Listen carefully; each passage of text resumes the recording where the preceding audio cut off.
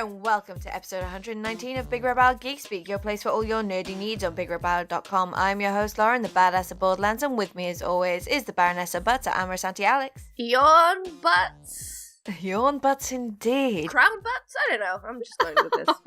New Year butts. Oh, yeah. And you just heard the dulcet tones of sorry. the jaunty, jubilant juggernaut of Joe. Hello. Hello. Hello. Happy New Hello. Year, all. Happy New Year. Yeah. Yeah, happy you butts. Decided to go all like Cockney style in it, like Happy New Oh, Year. Cockney. Happy New Year. Apples I'll and stop pears. now. I'll stop now. Yes, please, because you and Cockney is weird. It's a bit weird, isn't it? You and Crikey is where you belong. Oh, crikey. Crikey, governor. Right, save your impressions I'm for gonna later. stop. I'm gonna Because we stop. have to do our David Lynch's later. I don't have a David Lynch impression. Yeah, mine's a visual impression, so it's not going to work. Is it just a thumbs up? It's just that look he does so well, you know. Oh my god. Okay, so Time Wish of the Week is courtesy of, I'm guessing, Joe. Yeah, this is How from on me. earth did you guess that? Oh my god, I'm psychic or something. So this is a super cool alien fan film called Alien Special Order. It's created by a chap called Louis Thomann, who's, I'm guessing, a French gentleman. Yeah, it's really cool. He's basically made this using Valve's Source Filmmaker, which I had no idea what this kind of was. It's just a thing that you can use video game assets to create little short films and things. It's really clever, and he's used basically assets from Alien Isolation to create a little short film. And so it features some silly people who are exploring around in an alien nest hive type place, and you can imagine what happens from there. But it's really clever, and he's done it all by himself using the Source Filmmaker, and it's just really cool, and it's only short, so yeah, you can check that out. Lovely, that sounds absolutely fun. It's really cool, like very creative. So Props yeah, to the man good as for well him. for doing it on his own. Fair play. Yeah, definitely. Yeah, that video gave me major feels for Alien Isolation. Like, I know. Come I on. need a sequel. Come on. I mean, Creative Assembly. Ugh. If any of you are listening, just do it. I think we know one might be listening. One might be listening. One Come might be on. listening. Yeah, you know you are. Just speak to the peoples. Make it happen, please. Yeah. And if it is happening, just give us a secret signal so that we know. Just like, just give us that super secret, like, handshake wink type thing. So we're like, gotcha, okay. I just need it. It needs to happen. Send us tiny face huggers and we will know. Yeah. That sounds scary and adorable. I'm so in for that. Oh, a little cute tiny. My fella's got a little cuddly face hugger that is just adorable, and it's got like a little cute face and a little cute smile, it's and one it's of those just ones. yeah, it's ridiculous. Ah. I love it. So I've seen the ones where they're just plain, or there's the ones with either a really kind of like stern face, or the other one that has a smiley face. I like the smiley face one. I have one of the big plain ones, like that you can bend the legs around and wrap it around things, and that's kind of sat on top of the bookcase. But yeah, this is a really cute little one. Yeah, because they had that in Loot Crate a while ago, didn't they? Yeah, I think that's probably where he got it. He does get the loot crates. Oh yeah, I gave up on that like a couple of Yeah, years no, ago. I was like, it's too much stuff and money, so I stopped. It wasn't stuff, it was just like tat for me. It was just like the same Yeah, tat but all over quality again. tat. Quality tat. There was like one piece of quality tat. Like I used to do unboxing videos on YouTube for Geekbox and Loot Crate. Uh-huh. My Geekbox used to get my t-shirt size wrong every single Oh, month. God. So I ended up having these huge t-shirts, and then they just sent me like, oh, here's the right size, keep those ones. So they were kind of cool about it. Yeah. Then I bought the ones from MCM. So I bought the My Geek Box and the Z Box, which is like the Zabby box. And there was this bundle, and I got it. And they had the same thing in both boxes. So I've got like duplicates. It's like, why are you doing a 2-box bundle when there's the same stuff in both boxes? And the only That's a bit good thing silly. was a bowl. I mean, you always need a bowl. Oh yeah, I love the bowl. The bowl's in my kitchen right now. The rest of it is just like, why do I need 2 tin Spider-Man signs, and they're not even actually a comic book cover? They're like a facsimile of a comic book cover. I ended up with 2 of those tin Overwatch things somehow. I can't remember how. So one lives here in my room downstairs, and the other one lives in Davo's computer room. So hooray! That's fair enough. That's something you like. But like, Yeah. these Spider-Man things, they were literally just like someone in the art department of this company was like, oh, this is kind of what a comic book cover looks like. It's like, no, it doesn't. Like, don't try and play us. We know it's crap. Anyway, I digress. Let's move on to news. So, Ridley Scott may direct a Merlin film for Disney. Before we go on, I just want to apologize for the news topics that we have, because we do not really have any news. It's pretty thin. It's pretty thin, isn't it? Yeah. We'll have to do with what we have.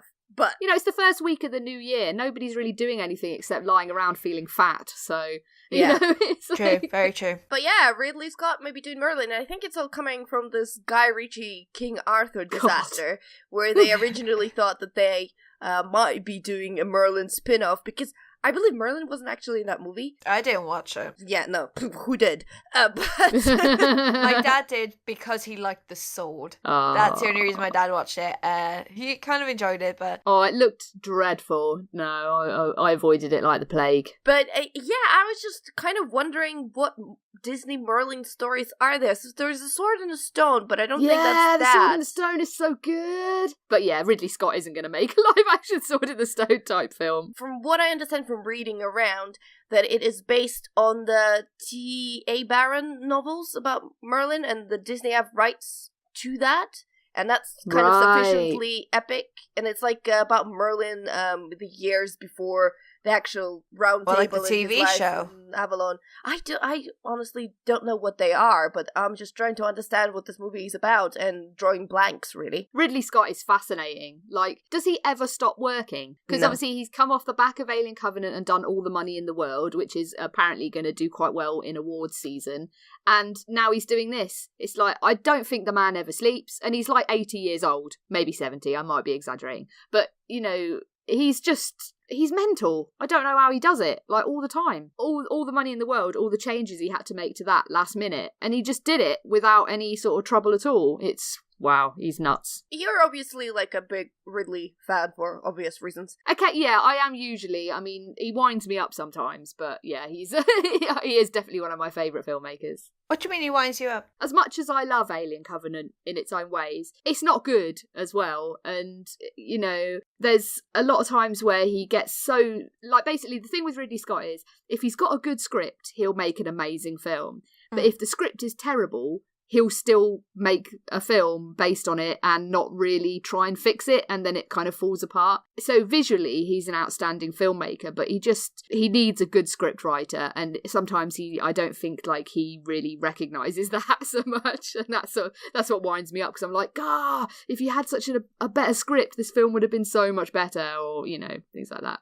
And yeah, and he's faffing around making a Merlin film when I just want another Alien film, please. That's the real reason, isn't it? Yeah, that's the real reason. Yeah. But does anyone want a Merlin film? Yeah.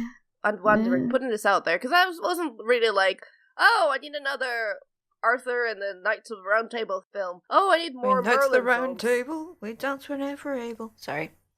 Just the general commenting, all the stuff that's like being announced and adaptations, and I know Disney's doing their own thing and they basically want to turn all their cartoons into live actions, and I guess this is just on par with it, but it's like, But like Pete's Dragon was crap. I haven't seen it. No. It was I haven't crap. seen it. Sorry. And they're not working. It's like, I still haven't even seen Beauty and the Beast. Might watch that I'm this not weekend. interested in that whatsoever. Me neither. But It's like, I love Beauty and the Beast when I was growing up. I've got a little porcelain figurine of Belle. I wanted to be Belle when I was a kid, but no. It's quite interesting with Beauty and the Beast when you sort of watch it now, and it's actually very problematic in terms of like its portrayal of women and stuff like that, and it has Stockholm always syndrome been problematic, but I think we were just too young to understand it. Yeah, you didn't really think about it when you were a kid, No. and you were just like, oh. She was one of the few females that you saw in like cartoons and stuff, like Yeah. at that time, where she was like, I am different. I like reading books. I'm a bit weird. And it's okay. And it is a great film. Like, Beauty and the Beast is a fantastic piece of animation. It's wonderful. I mean, it's one of the only animations ever to be nominated for the Best Picture Oscar. Yeah. It's outstanding. But I've got a bit of a soft spot for Sword in the Stone. I think it's wonderful. So if they are doing a live action one, they better not mess that up. Don't ruin it. You've been warned, Disney. You've been warned. Okay, so now Century Spice Road sequel, Eastern Wonders, has a release date. Ooh. I don't even know what Century Spice Road is. Century Spice Road is a board game that came out last year, and topped a lot of the best of the year board gaming charts. I personally wrote about it for Tabletop Gaming as well, for their list of 10 best board games for the year. And it is one of the actually really, really great board games, like a breath of fresh air. It's a Euro game. It has a very strange concept in the sense that you are supposed to be spice traders trading in spice, but the mechanic is like, it's bizarre, and when you talk about it you don't think you're gonna like it, because you basically have 4 different types of cubes that represent the spices, and throughout the game you end up getting them and upgrading them, the cheapest cube into the most expensive cube, to get points. So it's kind of a thing where you're like, okay, so I'm just taking a bunch of cubes and change into a different kind of bunch of cubes, and that's all I do in the game. And yet, that game has so much going on for it. It's so exciting, so interesting, and it has this whole little engine building kind of... Anyway, what I'm saying is, like, it's been a success in many ways. And when they announced the game, they said it's going to be one of the 3 games in that series, which is going to be called Century...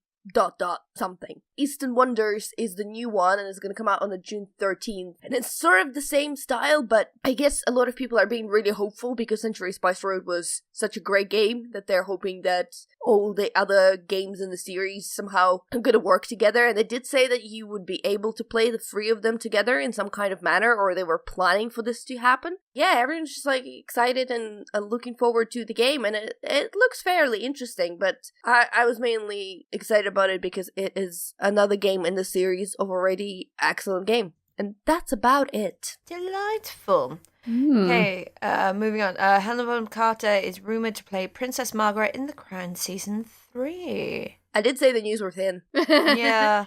That would be quite good casting, I think. I think I haven't watched The Crown. Well, royals, I'll talk about it later, but The Crown, before I talk about, later in the show about it, has this interesting thing, because it obviously goes for the life of Elizabeth II, the current reigning monarch, but the way it does it, so the first 2 seasons, they have one cast, and then for season 3, they completely refresh the cast, because they're jumping a couple of years forward. So, Claire Foy was playing Elizabeth for the first 2 seasons, and now Olivia Colman is going to be playing. Oh, Olivia Colman! Oh, she's great. Yeah, which that's I'm cool. really excited about. Yeah, that's really good. And then they're obviously refreshing the whole cast, so the Princess Margaret needs another actress, and I think Helena Bonham Carter is going to be a great fit.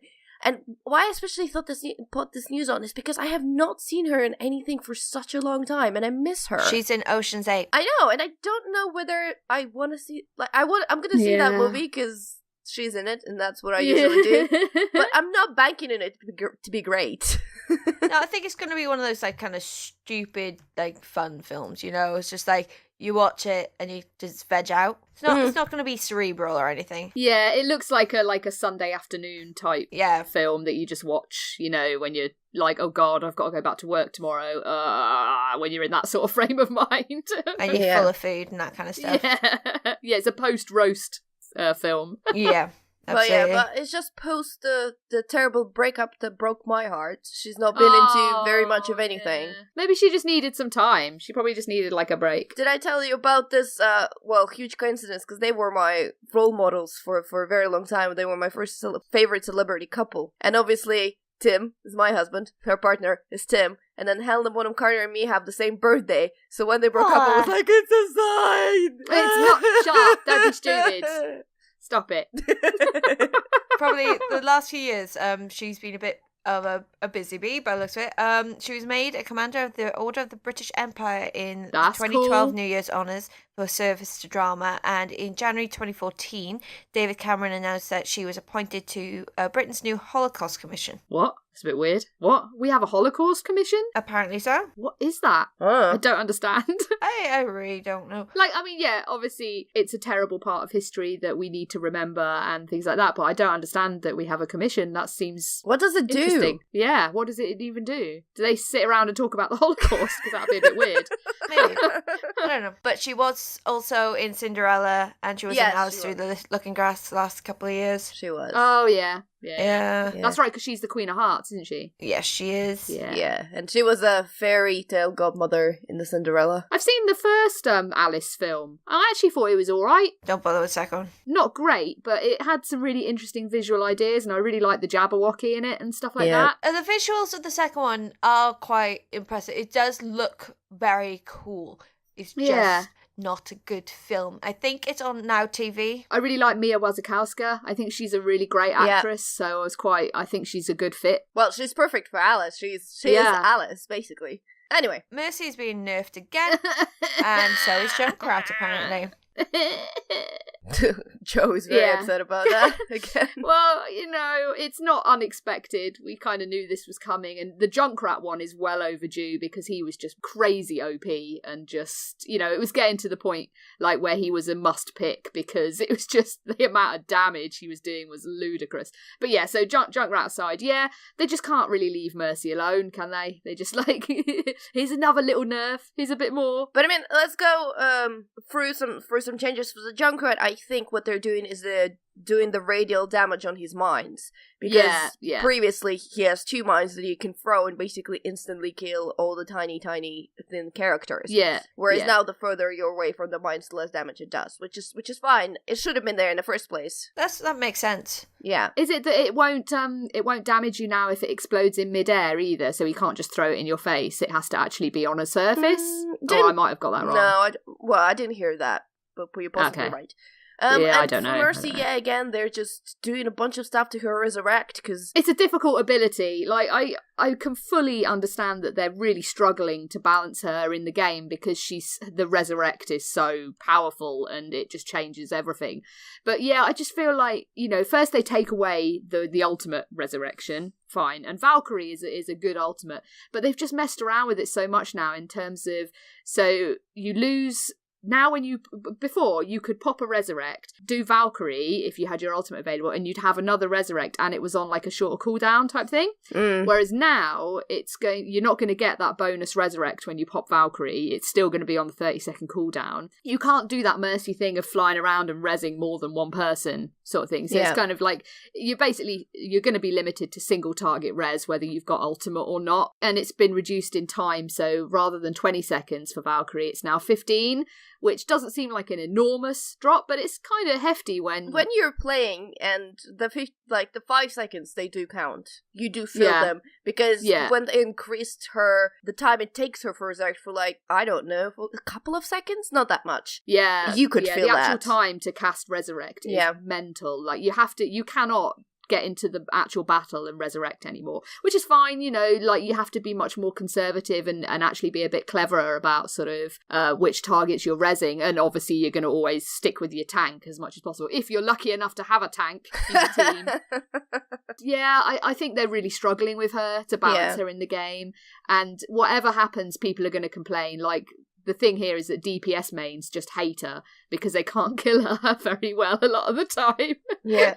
We were talking a little bit about before the recording with you about it, and we were basically saying that, Mercy is the character that breaks the game from the start. So it's really hard to do anything with her that will make anyone happy because obviously Mercy players got used to playing her a certain way and get used to liking her for a certain time. But at the same time, what she does, bringing characters back, is game breaking to its core, and they can't get rid of that resurrect ability. Well, it's integral to her character. It's who she is. You can't. If you remove resurrect, you remove the character. So I think they're going to continue to struggle with her to find the actual good balance. I mean, maybe this will help placate some of the DPS mains a little bit, and sort of everyone will kind of stop going on about it and leave her alone. Just leave her alone. She's had enough. Can I talk a little bit about Moira in this segment? Certainly. I love Moira. I've become Moira main. Moira is so fantastic. And the funny thing She's a great character. Yeah, the funny thing is that I was a little bit reprehensive when she came because I wanted another full-blown solo healer like Mercy and like Anna. Yeah. Well, maybe not Anna on the console, but Anna on PC. The people that can just heal the whole team by their own. And Moira, she can do that to an extent, but you do have to be careful because she's got limitations on her heal. She needs to do damage, and that's how she gets her healing ability. You basically have to be really good at Moira to solo heal. Yeah. You have to be able to actually dive in and damage and dash out and, do the fade and stuff. And I'm no good with her at all, because I'm not good at damage. But she's so cool. I mean, I don't like her on a personal level because she's an evil, dirty animal tester, but but I think as an actual character in the game, how she plays, she's fantastic. Yeah, I think it's one of the best new characters they've brought in. No questions asked. She is so fun to play. She's got this mobile aspect to her that she can go into the fight and then escape at the same time. All her damage and healing is a lot of fun. The little damage balls. Oh, I love her balls. Yeah. She throws her balls around. It's so good.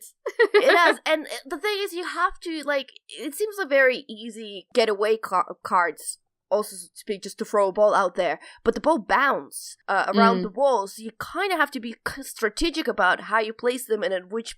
It's really good if it's like confined space because the ball really stays there and bounces off all the different walls and does a lot of damage to your opponent. Yeah, you can't just chuck it in the air on the map and hope it's going to stick. No. You need to actually like shoot it at surfaces and stuff. If you're playing Moira and you're chucking your balls in the air, stop playing Moira because you're ruining that character. I've got opinions, okay?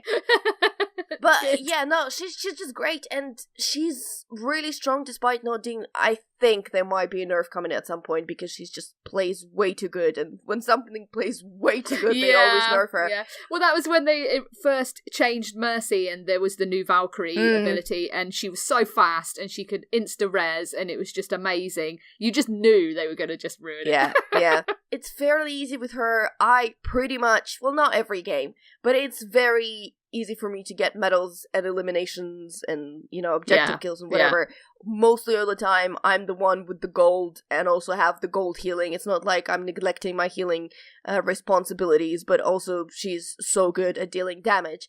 I will point this out to people who do play Overwatch. It's fine if Moira has gold for objective kills, objective time, eliminations, healing, that's fine. But if you have Moira's gold for most damage done for that game's round, you as a team were not doing well. Because Moira does not do a lot of damage. And if someone out-damages you, it means everyone else was playing really, really badly. Yeah. The conclusion to this, she's ridiculously fun. She's one of the funnest characters in the game. I can't stop playing her. And if you just put Overwatch on the shelf and kind of forgot, come in and just check her out and just play a little bit with her. Nothing serious, just mess around with her in a game because she's so much fun. What are your thoughts on Season 8 so far? I mean, I know it's very early days, but it feels a bit better to me than Season 7, weirdly. Like I don't know, it feels like things are kind of a bit more balanced, maybe? I know they've done some changes to SR, but that's, well above the level that we are playing at, so it doesn't really affect us. They've added a lot of stuff for the reporting, and now I think people can even get messages, like if they've been reported enough, they get a warning before they get a block, apparently so. Which is good. I'm not gonna lie, like my Season 7 gameplay, I would report pretty much one person every game for doing something horrible.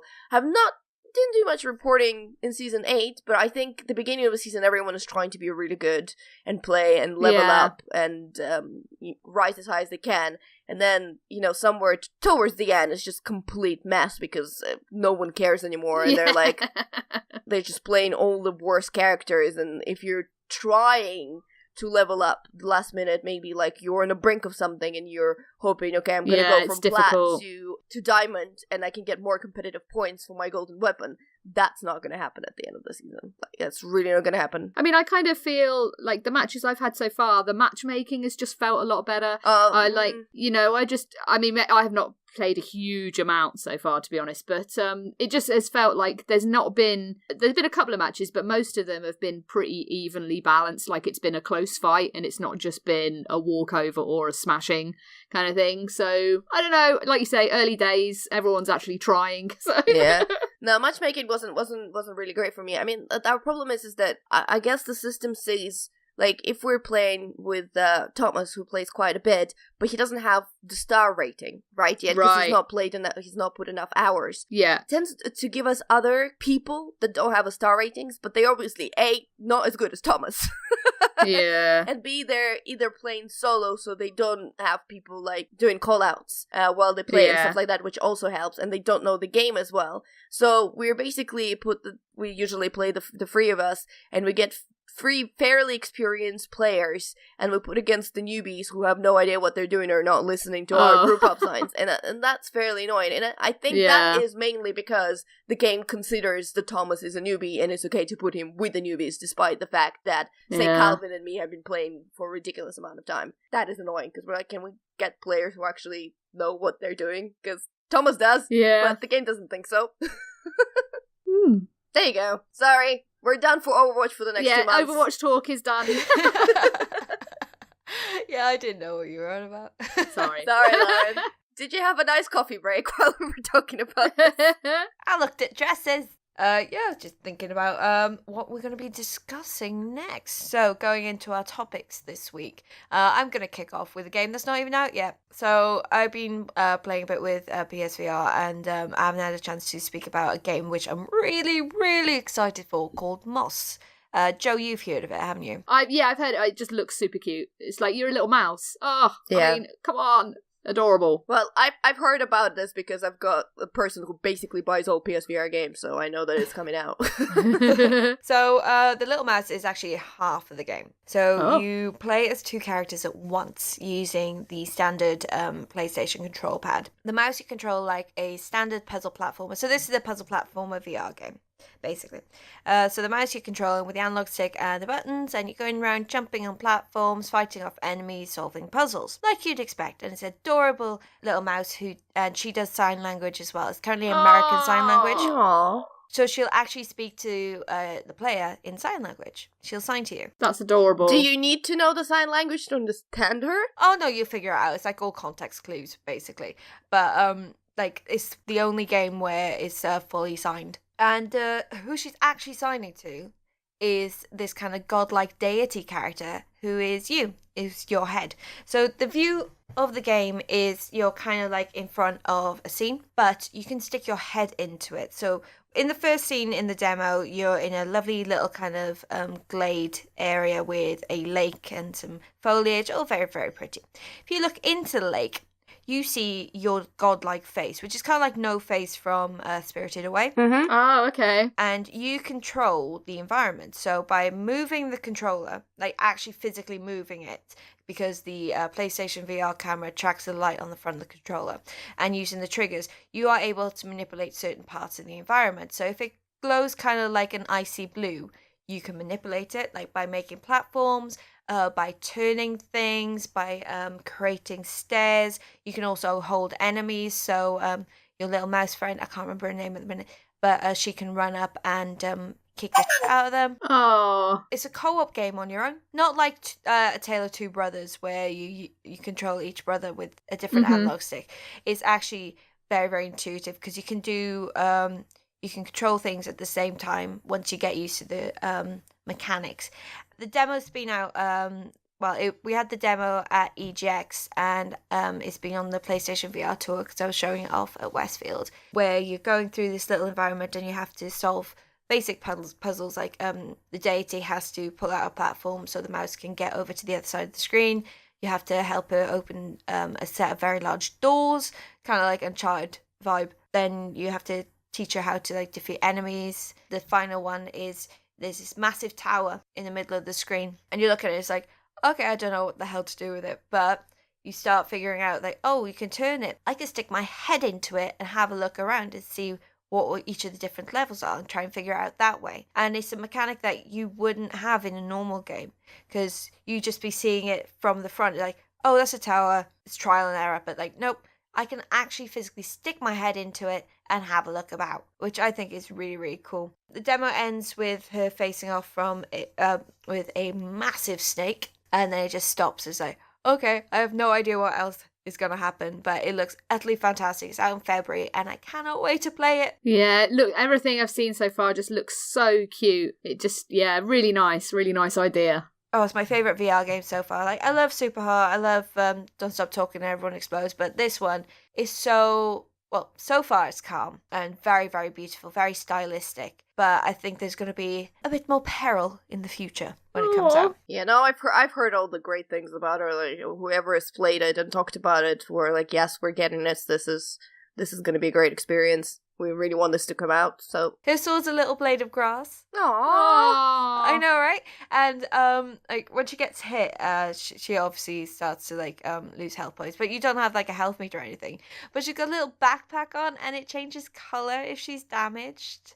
And if you put your little blue orb on her, and I found this out really late, I didn't even realise this. If you, like, hold your orb on her, like you would do to hold an enemy, it heals her. Oh. Yeah, it's just so cute. I love it. That is adorable. Moving on to something we discussed a little earlier. Alex. Yeah, so I've watched The Crown over the Christmas break, which is a Netflix TV series about Elizabeth II. I wasn't planning to watch it because the topic is not really that interesting to me, to be honest. And I know people were raving about it, but as a kind of an immigrant, I guess a lot of them do come with some kind of a fascination of royalty, especially if you don't have that in your own country and kind of interest. But let me just tell you, died pretty quickly as soon as I started living here. Yeah. After that, I just been hearing things like, Claire Foy was nominated for so many things for her performance. It was said that it was one of the most expensive TV shows out there, fittingly, I guess, and that it was beautiful and cinematic. And I was like, oh well, I'm in Christmas break. I'm gonna check it out. And you know what? As that stands, that is all true. Every frame is absolutely gorgeous. You can see where all the money has went. The performances are fantastic. I mean, Claire Foy, Matt Smith, I can't remember this. I mean, I'm absolutely fine with watching the 2 seasons of The Crown just to get 1 or 2 episodes with Matthew Good. That was all worth it because Matthew Good is fantastic, just period, and he was fantastic. Ozymandias? Dias? Yes. He's there. He's the husband, I forget his name, of Margaret. The photographer guy. Okay. I know my stuff, though. I did not just watch the 2 seasons and I should have been knowing all their names.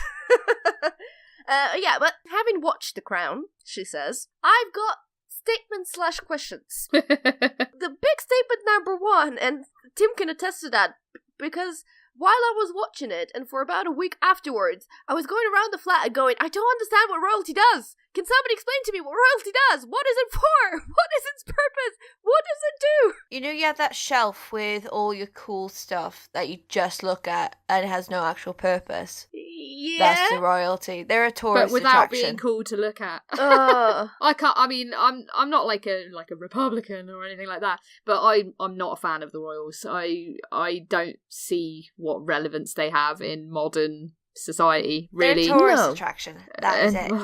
Yes, and they do address that to some point in the TV series, but yeah, I was just flummoxed. Like, I ended up watching a bunch of political stuff in the hope that something will be clear to me at some point. It did not become clear, let me just tell you. Second, Prince Philip is a bit of an ass, isn't he? Yes? Are you just learning this now? Well, I had zero interest in royalty before, and I'm watching this like, what an ass! You shut up! What are you saying?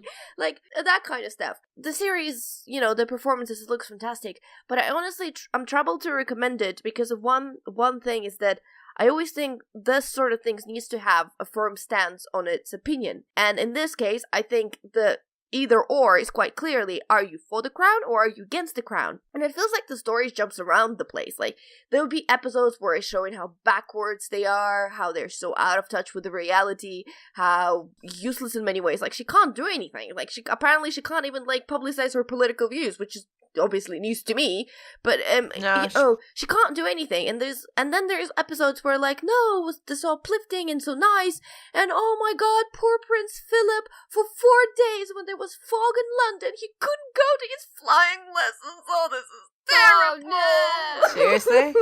And I mean, yeah, I'm That's not a fan. thing? Just royals, but they're so things like pro hunting and stuff like that, and basically the royals are just so massively out of touch these days.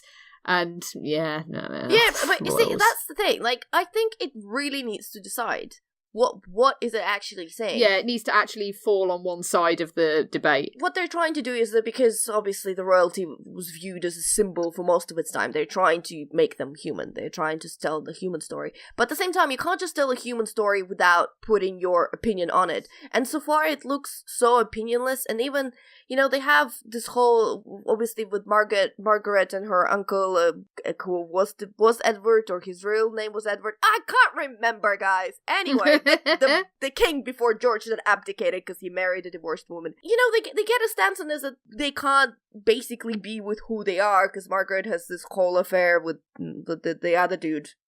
Name, whatever.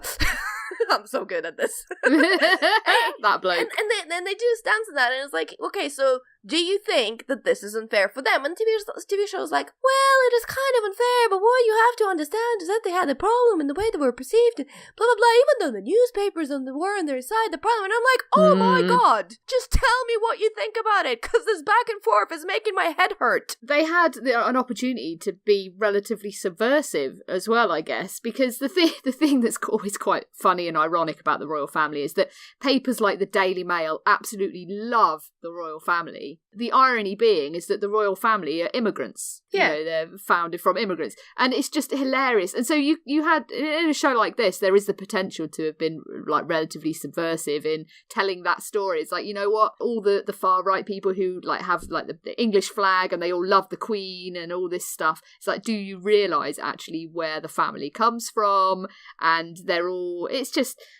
it sounds to me like they've played it a bit safe. And yeah, it's just, they have. I mean, like... look, royalties everywhere are pretty much not, of the peoples. Yeah. I think majority of Romanovs were Germans or Austrian, or I can't remember. Who was Victoria? I know my royals. Anyway, but yeah, my point is, it's kind of like the show is a bit wishy-washy in its opinion, and I think that it's one of the biggest fallouts, especially with me, and the fact that they raise so many questions and they basically don't really give specific answers to them. The thing is, I think the cast on its own and the performances are strong enough to carry it throughout, and that's why I think it's popular. And I think it's way more popular in America than it is popular here. They're like crazy about it, but they usually are. Americans love the whole concept of a royal family. They're like, oh wow, they're stuck with that orange idiot, and they're kind of like, the idea of a royal family is probably quite fascinating. Oh yeah, but I mean, they've always been fascinating. But personally, I am gonna be super interested for season 3 because I think at that point they're gonna cover like Diana's story and stuff like that. And I watched that whole documentary as a part of my trying to understand what royals are about. That documentary did not help. Thinking of Diana and Americans, when I lived in America, in Texas, they, bless them, because a lot of the time, I don't know if this is always the case, but certainly in my experience, that the geography lessons were all about sort of American geography, and history was about American history. Well, and there wasn't ever really much education from what I witnessed when I went to school there that was kind of global. So they really don't have understanding of other countries' geography or history and things like that. So I would legitimately get people asking me if I knew Princess Diana, because when I was there is when she was like at the height of her popularity and stuff before all the things happened. And they would legitimately ask, like, do you know her? Why do you think I know her? And I think it's just endlessly fascinating to them, the idea of a royal family, and they're so into celebrity and things like that. So it's just fascinating. Yeah. So when I went to New Zealand, like I am talking to the kids out there when I worked there, they just wanted to know everything about like castles and princes and princesses and all. Yeah. It was all very whimsical to them. It was like, I grew up with like 10 castles within half hour of my house. There's nothing special. They're all just buildings.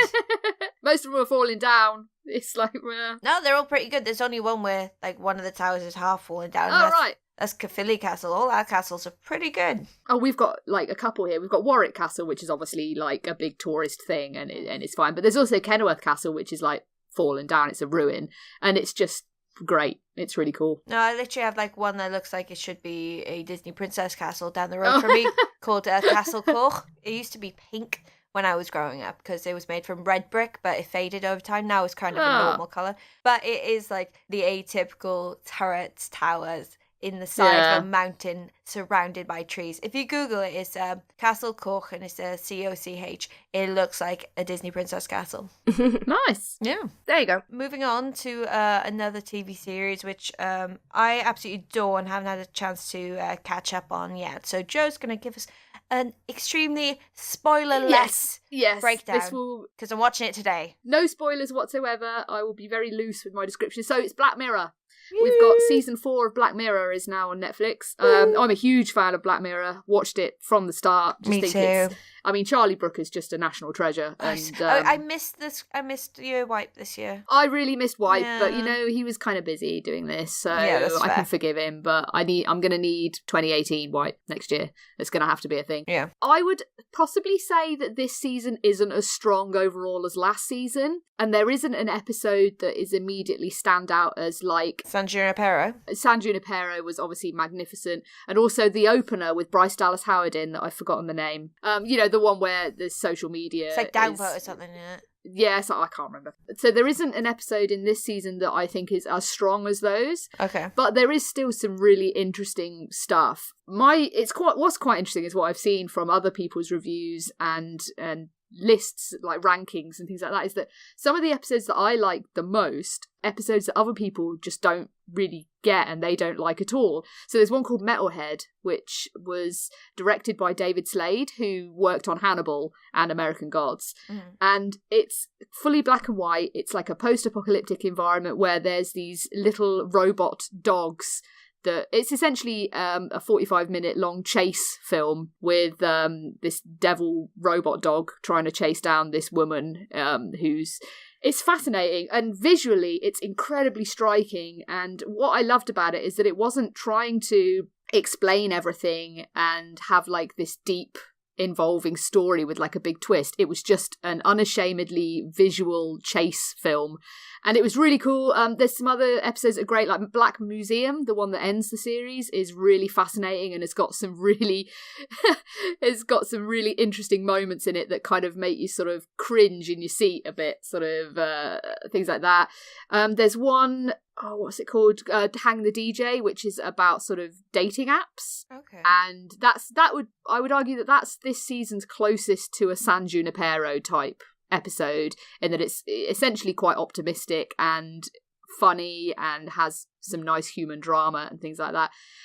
There's some other episodes that I don't think are quite as strong, like there's one called Crocodile, which is for my money the weakest of the season. I watched that one. Yeah. As I was telling you earlier, fell asleep during USS Callister, so I missed that one, so I need to come and rewatch it. But I did watch Archangel and The Crocodile, both of them. Yeah. I found Crocodile to be actually quite dull and sort of not.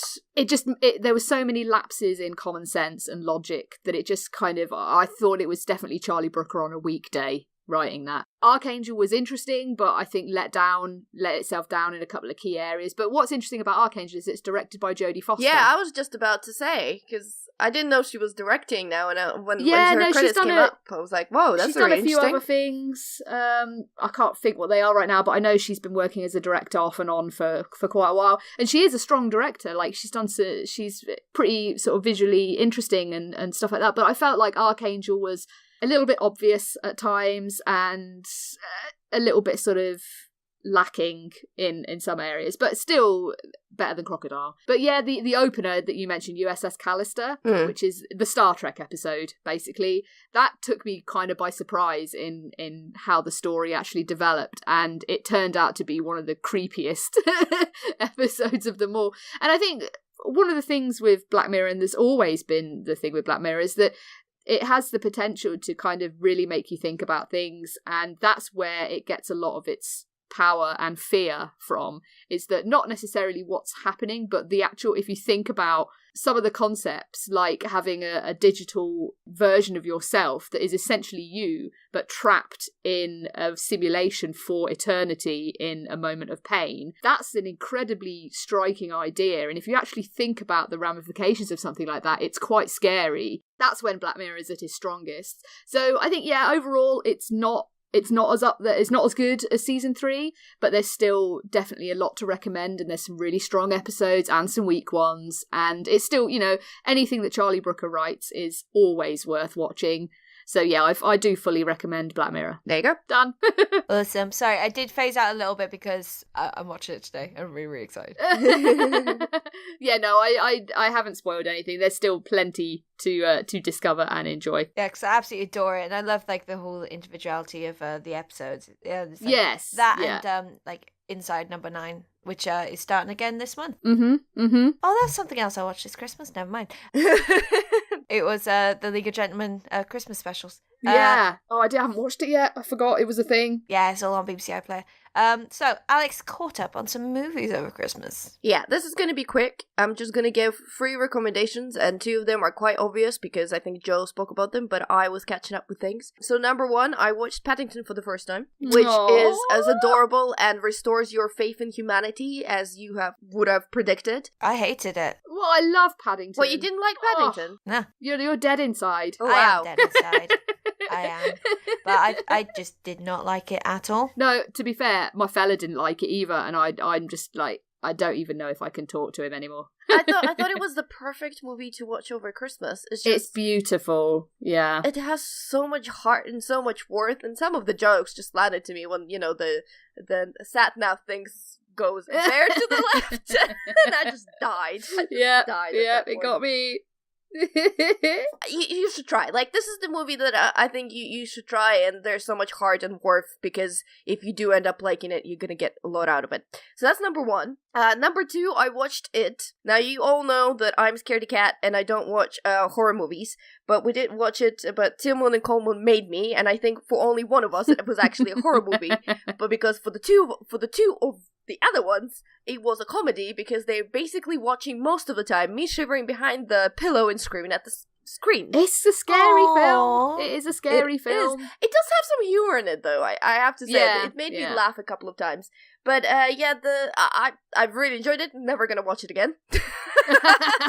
Not in the million years. But I did enjoy the whole kid situation. As an unfortunate result of us watching this film, me and Coleman keep doing the Pennywise dance to each other, which is terrifying to a lot of people as well. That shot is amazing, how they did that. Like, it's ever so clever. Really, really good. Is that dance basically the Cockney dance from Mary Poppins? Yeah, it is, yeah. It's Dick Van Dyke. Yeah. That was that. So It, recommendation still, but do watch it with lights on, please. And then my third recommendation is Spotlight, which is on Netflix UK. We did get a message from Stingo on the forum saying that sometimes we say it's on Amazon or on Netflix, and we don't clarify that it's UK version, because for some reason I always assume that if we get it in UK, they already have it in America, but I'm clearly wrong. Yeah, it's weird, and they get stuff that we don't have either. Like The Big Sick is on Amazon Prime in the US at the moment. I really want to see it, but it's not on Amazon in the UK yet. I thought it was. I had a look and it's not on the Prime yet. I thought it was on Netflix for some reason. No. Yeah, poops. Spotlight is on Netflix UK, so it's a story that's been nominated for a bunch of Oscars. I don't remember which year. I think 2015, maybe. It won Best Picture. Oh yeah, it did win Best Picture. Oh well. Yeah. It's pretty great. It was the year before last. Oh yeah. Yeah, that does make sense. It follows kind of the story of the Spotlight journalists of Boston Globe. So it's they are a group of investigative journalists, and they come across the story of a priest molesting a child, and they kind of discover, you know where the whole joke of Catholic priests are fucking the boys. Yeah, I guess that's where where that whole thing came on. Where they came with the big revelation and so on, and disgusting joke. But anyway, sorry, I'm getting sidetracked here. But they go for this whole story, and the movie essentially has 2 objectives. One is to tell this horrible story of how the Catholic Church has been covering up basically for years this whole huge problem, and then the second is to tell about investigative journalists, because in many ways it is dying with the internet and with the news that just need to come out here right now. We need to tell the information as fast as possible. There's not so much time for someone taking their time and spending 6 months and a year investigating, getting really deep and really to the point of the story. And it's done very well. I mean, performances are fantastic. If you look at Mark Ruffalo and Mike Resendiz, Mike Ruffalo in particular is brilliant in this. I mean, he gets Mike Resendiz. Like, he gets the mannerisms, he gets how he walks, he gets how he stands, he gets his, like, it's just crazy. Like, he is Mike Resendiz in many, many ways. And, there's Rachel McAdams and Michael Keaton. Oh, Michael Keaton. Oh, he's so good in this. I love this film. I think it's a wonderful ensemble piece. Yeah. Really, really good. Yeah. No, it's great. Anyway, so these are 3 recommendations for me. Paddington, It, All very different. And Spotlight. Yes, I thought so. I thought it was a good kind of balance. If you want something warm and nice, watch Paddington. If you want to be terrified, watch It. If you want something thought-provoking, watch Spotlight. And Alex, you know where Regular Features is recorded? Yes. Yeah, last summer they were filming some Paddington 2 there. Yes. Yeah, on Little Venice. Okay, so more Netflix kind of series. So I've been watching Big Mouth. Either you watch this? It sounds familiar, but I can't remember if I've watched it or not. So it is a cartoon series by Nick Kroll. Yeah, I've not watched it. Yeah, so it's created by Nick Kroll, Andrew Goldberg, and Mark Levine, and it is utterly fantastic. It's got Jenny Slate in it as well, who's a wonderful voice actress and just a really great actress, and going out with Chris Evans of Captain America fame, I believe. Ooh. They are dating, yes. You know, it's the forever curse of being a British person that when you hear Chris Evans, you immediately think of that ginger knob rather than the proper Chris Evans. That's why I qualified. I know, I just wish I could train my brain to, when I hear the words Chris Evans, to immediately think of Captain America and not that ginger knob. So it's just, stupid brain. Continue. So it also got John Mulaney in it, Jessica Lange, Jason Mantzoukas, probably said that wrong, but you may know him from like Brooklyn Nine-Nine. He's in The Good Place. He's Janet's boyfriend. Yes. Which one? The one she makes? The one she makes. The one she makes. Oh man, that was hilarious. That's so good. That's back soon. Yes, Good it is. Place back soon. It is. Yeah. Fred Armisen, Maya Rudolph, who's fantastic, and Jordan Peele. Yeah. So it's a coming of age story. It's all about puberty, but it's done in a hilarious but very kind of down to the earth way. So it's looking at these two lads, Nick and Andrew, who are starting to go through puberty and how it affects their lives. It also looks at their mate Jesse, who is also starting to go through puberty and is personified by the puberty monsters. How do they look, those puberty monsters? They just look like big monsters, like you would kind of like Where the Wild Things Are-esque. Do they have like different characteristics depending on what sort of part of puberty they're representing? No, it's like it's just they kind of like angels like assigned to them for homo. So there's like different. Okay. Because you meet two of the male puberty monsters or homo monsters, and you meet one female, and they seem to be like assigned these kids at puberty, and then they have business meetings and so on, and they explain like the hormones and stuff, and the boys, as you can expect, because Andrew is the one that's going through puberty throughout the season, and Nick starts at the end, and he's like pretty much just encouraging him to wank all the time or feel up girls. Well, that's teenage boys, isn't it? Yeah. The female homo monster is just, as you can kind of expect, like it's kind of stereotypical like cartoon girl going through hormonal changes, like bitchy, screaming at her mom, crying. Boys are being attracted to her now. She's got more boobs. She's still very self-conscious. Like at one point, the Jessie wears a red bra with a white tank top, and everyone's looking at her, and she feels great at the start, and then she starts crying and takes it off in the bathroom and hides it in her bag. But she keeps it because she feels cute in it, but she's not confident enough to wear it yet. That kind of stuff. Why would you wear a red bra and a white... Why? Why would you do that? To show off your boobies? Yeah. It's not a good look. You only actually saw the straps. So it was a very opaque white top. So it was okay. Right. It wasn't bad. But it's incredibly funny, and it tackles a lot of these things in quite a realistic and mature way. So whenever you see like male puberty, it's always the expected stuff. Boys are horn dogs. But when you see like female puberty depicted in media, it's like, oh, girls are big crying messes, and you just leave them alone. But they actually go into a bit of detail. They explain the different parts of it. They explain different parts of vagina during like sex ed parts where like all the kids are in sex ed, and they're like, oh, what's this? And like when the teacher says labia, and Andrew gets a boner, obviously. Oh God. But it's just like it actually treats a lot of the subjects with tact whilst being ridiculously hilarious. And at one point there's a point where the puberty monster decapitates someone and skull screws them. This doesn't sound like something I want to watch. While still discussing love. No, it's utterly fantastic. It sounds. But that's not funny. You don't see it. He just comes back with the head. It's just a severed head. God. Yeah, I don't think this is a show for me. I don't know. I'm kind of curious now. I'm not gonna lie. Jess gets her first period while they're on a school trip, and she to the Statue of Liberty, and she ends up chatting to the Statue of Liberty about like, hey girl, you need tampons? Like, yeah, I need tampons. Just split through my skirt. It's like, okay. It's like, okay, that's a bit weird. And then it's also about friendship because like Andrew really helps her out in that bit because he's freaking out. It's like, why are you bleeding? Why are you bleeding? And oh my god. They become best friends. It's a bonding experience. Absolutely. No, but seriously, it's 10 episodes. They're about 20-25 minutes each. And I was watching it over Christmas. I'm sorry. I'm so sorry to interrupt you, but I just clicked just to see how animations look like. So I typed Big Mouth and clicked on pictures, and then there's a thumbnail of vagina being in the mirror with eyes and mouth and nose. Oh yeah. When Jessie's discovering herself when she starts to go through puberty, the hormone months go like, say hi. No, it's like, say hi. Get to know yourself. And it, like mirror, like, hey girl, how you doing? Like, nice to see you. Like, talking vagina. Get to know your vagina. Do it. Literally. This episode has taken a strange turn. That picture is delightful. It's so cute. It's such a oh god. There's another bit with a pillow. Nope. That one I'll just leave to you.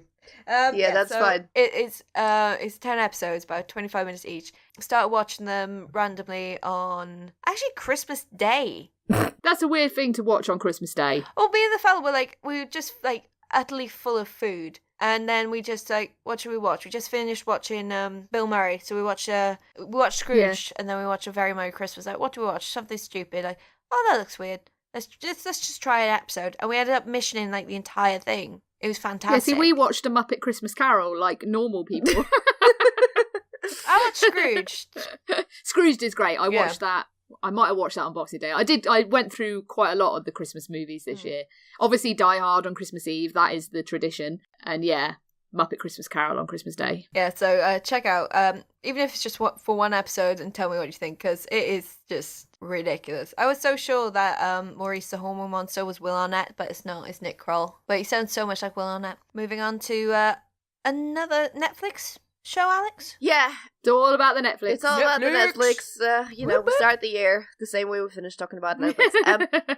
I'm going to try to be brief because when Dai came on the show, I think last time he spoke about this show. He did, yeah, I remember this. And that's why I ended up watching it, and I just want to reiterate how great it is. So it's Person of Interest. Netflix has 4 seasons, and the last season is not available on Netflix. I'm not sure if it's coming out, but you can buy it on Amazon if you want, or not buy it, depending whether you like it or not. The premise of the show is that there is a genius who, after 9/11, was so struck by the tragedy of 9/11 that he created this machine that could sort through all the NSA networks and basically predict the crime that was premeditated. So it was out there to look for the terrorists, and then he sold it for $1 to the government, and they used it to basically spot the terrorists and the danger to the country. However, because it spotted all the premeditated crimes, it also spotted the normal crimes against normal people, but they are sort of, by the government, on the scale of things, they're marked irrelevant. But things happen, and this genius guy, he even though he completely sold off this machine, which is how it is called, and doesn't really have an access, he has a little backdoor, and the backdoor sends him a relevant list before it deletes it that very night, and it only sends it basically in their number, and that is it. So he gets together with this retired CIA agent, John Reese, and together they basically try to save as many irrelevant numbers as they can. Now the story gets progressively way more interesting than that, pretty much straight off the bat. The cast is really great. When Di said that Amy Acker was in there, I was super excited because I really love her. I think she's adorable, and she's absolutely fantastic in the show. She's so great. She's one of the best roles I've ever seen her in, one of the best performances I've ever seen her in, one of the best female interesting characters that I've seen on the TV show.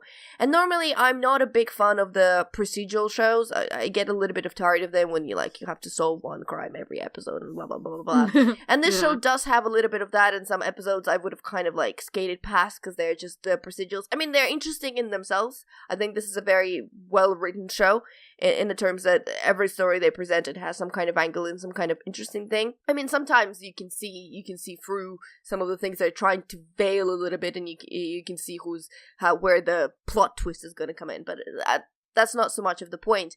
But to me, obviously, the standouts are the episodes where they're talking about the main storyline of the whole series and the machine and what happens to the machine next.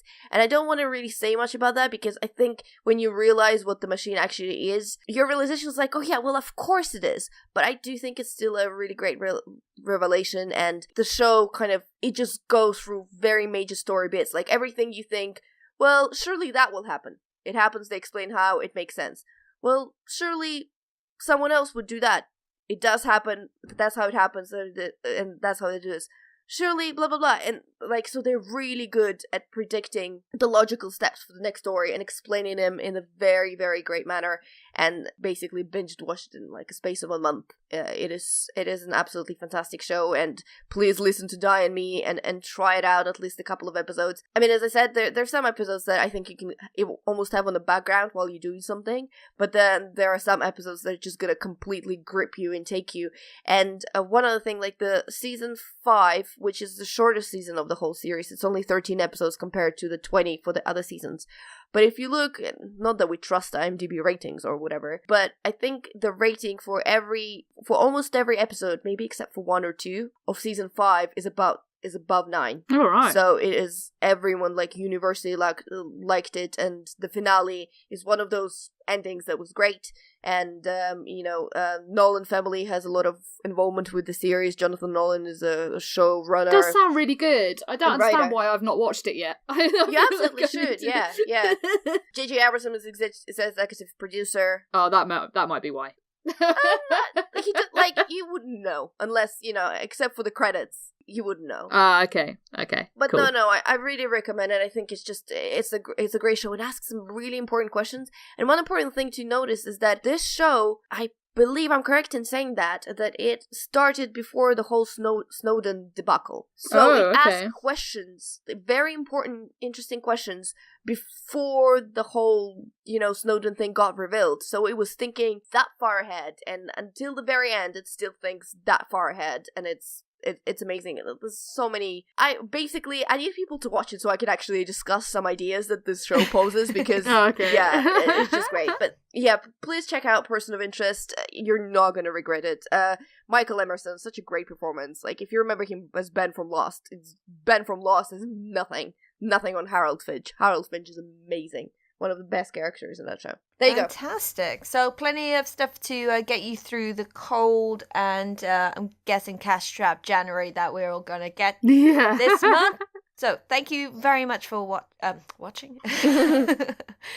Gosh, it's not even early anymore. Thank you very much for listening to episode 119 of BigRedBarel Geek Speak. We have a few shout-outs, but I don't know from where. I decided from now on I'm just going to put them all in there, and then people can find us wherever they want. Twitter, Facebook, we're just going to read them in one bunch. That makes sense. Okay, so we've got shout-outs to Will Driver, Gabriel Romo, Ian Crane, and Stingo, and we need to do our best David Lynch impressions for Gabriel. Oh, God. You do it. I don't have a David Lynch impression. Damn fine cup of coffee. I haven't actually listened to it for a while. My Christopher Walken's a lot better. So is my Mickey Mouse. But I will come back to you next week, Gabriel, with a better David Lynch, one that will do you proud. Just shout really loudly. What? You're gonna have to speak louder. The day is the 6th of January, 2018. It's 11:31, and the sky is clear. And it's a damn fine cup of coffee. I don't know how David Lynch sounds. I mean, I know, but I can't remember. I do want to play Dream Daddy. I may actually buy it tomorrow. and play it. Yay! Yeah, I Yeah. have it. Yeah. You have it? Yeah, I do have it. I started playing it, but again, it's really hard. It's a whole PC situation. I don't like playing games on my PC because my work is on my PC, so that's why the Dream Daddy kind of stalled. Not because it's not good. I turn my PC on once a week to record this podcast. The rest of the time, I don't even turn it on. So Yeah, my laptop's mainly for work now.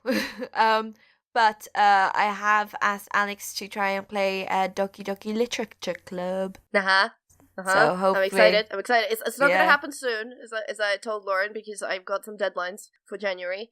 But after that, I'll be checking this out. Yeah, so Nice. no spoilers to her. I haven't told her anything about it except it's a visual romance novel. And she's excited. I am so excited. It's going to be amazing. Yeah, so thank you very much all for listening. If you'd like to get in touch, you can do so on the website, BigRedBarel.com /Geek Speak. You can leave us a little comment on there. You can go to Facebook, Facebook.com /BigRedBarel. Leave us a comment. We also have the Gamer Night group on there, which you can join in, play some Overwatch with people, and discuss how upset you are about Mercy and Junkrat being nerfed. you don't have to pretend to know who they are, Lauren. It's okay. It's fine, Lauren. Mercy, no, I know Mercy because I have Mercy wings on Diablo. Right.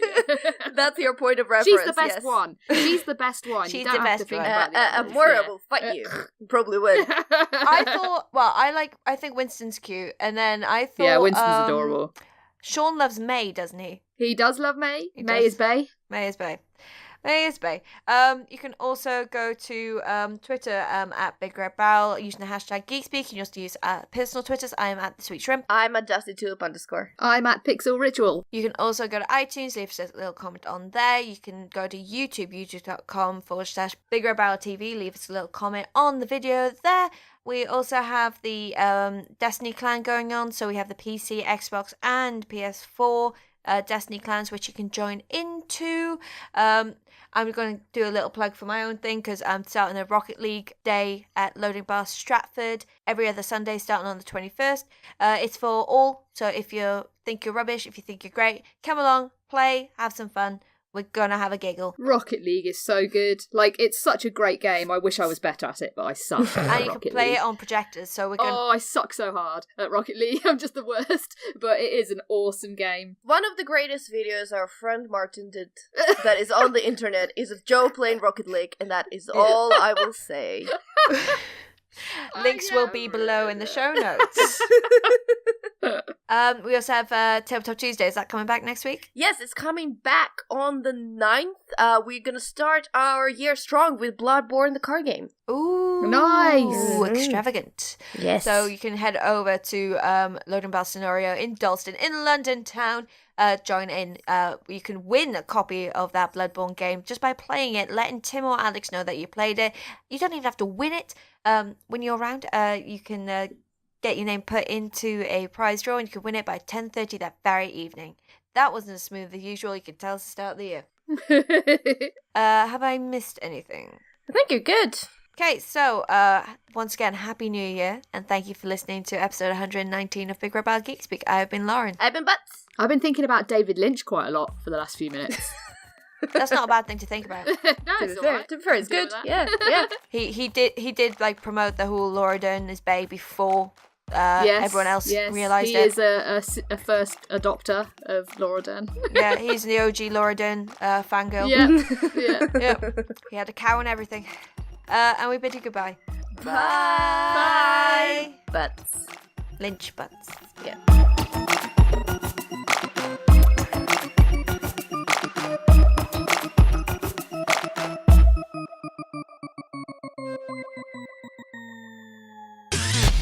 You and your ears are quite welcome for the podcasting goodness that you just heard. Why not roll on over to BigRedBarel.com for more podcasts, news, reviews, and videos from the biggest, reddest site on the internet, BigRedBarel.com.